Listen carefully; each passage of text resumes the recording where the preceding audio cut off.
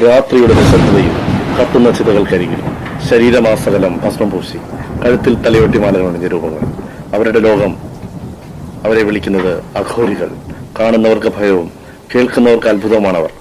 ആരാണ് യഥാർത്ഥത്തിൽ അഘോരികൾ? അവർ എന്തിനാണ് ശ്മശാനങ്ങളിൽ വസിക്കുന്നത്?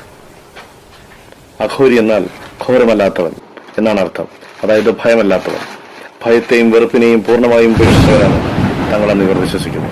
സമാജം അശുദ്ധമെന്ന് കരുതി മാറ്റി നിർത്തുന്ന ശ്മശാനങ്ങളാണ് അവർ തങ്ങളുടെ തപസ്ഭൂമിയെ തിരഞ്ഞെടുക്കുന്നത്. അഘോരികളുടെ ജീവിതം നമ്മെ ഞെട്ടിക്കുന്നതാണ്. അവർ ശവഭസ്മം ശരീരത്തിൽ പൂശുന്നു, മനുഷ്യന്റെ തലയൊട്ടി പാത്രമായി ഉപയോഗിക്കുന്നു. മരണത്തെ ഭയപ്പെടാതിരിക്കാനാണ് അവർ ഇത്തരത്തിൽ ജീവിക്കുന്നത്. ജനിച്ചവൻ മരിക്കും, മരിച്ചവൻ മണ്ണാകും. ഈ സത്യത്തെ അവർ നെഞ്ചേറ്റുന്നു. അഘോരികൾ വിശ്വസിക്കുന്നത് ഭഗവാൻ ശിവൻ ശ്മശാനത്തിലാണ് വസിക്കുന്നതെന്നാണ്.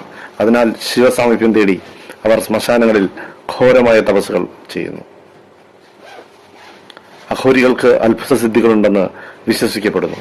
കഠിനമായ തണുപ്പിലും വസ്ത്രങ്ങളില്ലാതെ കഴിയാനും മാസങ്ങളോളം ആഹാരമില്ലാതെ ജീവിക്കാനും ഇവർക്ക് സാധിക്കുമെന്ന് പറയപ്പെടുന്നു. എന്നാൽ അവർ പൊതുവെ ലോകത്തിനു മുന്നിൽ വരാൻ ആഗ്രഹിക്കുന്നില്ല. കുംഭമേള പോലുള്ള സമയങ്ങളിൽ മാത്രമാണ് ഇവരെ വലിയ കൂട്ടമായി കാണാൻ സാധിക്കുന്നത്. അക്രമകാരികളല്ല ഇവർ, പക്ഷേ ഇവരുടെ രൂപം കണ്ട് ഭയപ്പെടുന്നവർ ഏറെയാണ്. ഭയത്തെ ജയിക്കുക എന്നതാണ് ഇവരുടെ പ്രധാന ലക്ഷ്യം. ശരിയും തെറ്റും ശുദ്ധവും അശുദ്ധവും തമ്മിലുള്ള അതിർവരമ്പുകൾ മായ്ച്ചു കളയുന്ന ഒരു വിചിത്ര ലോകമാണ് അഘോരികളുടേത്. നമുക്കിത് വെറും പേടിപ്പെടുത്തുന്ന കാഴ്ചയാവാം, എന്നാൽ അവർക്കിത് മോക്ഷത്തിലേക്കുള്ള പാതയാണ്.